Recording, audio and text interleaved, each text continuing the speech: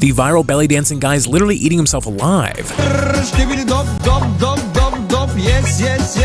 You might know this guy for his signature dance that got him billions of views, but what you probably don't know is that the same dance that made him a viral sensation is now literally killing him. You see, Yasin Cengiz became everyone's favorite internet personality back in 2022. He was fun, he was lighthearted, and his belly dance to that iconic song made him an instant internet legend.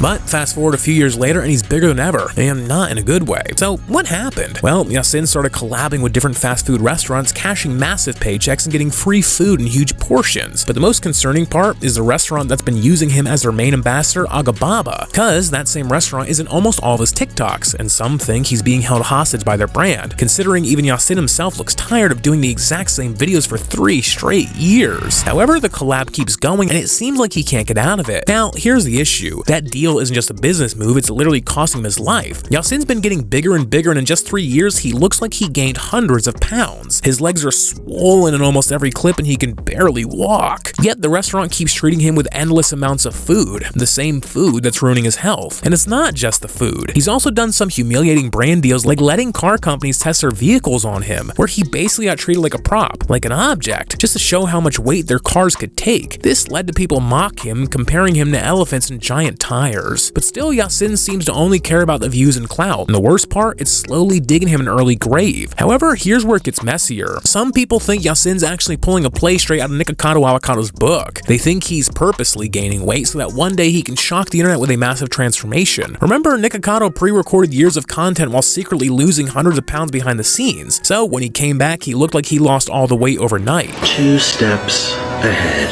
I am always 2 steps ahead.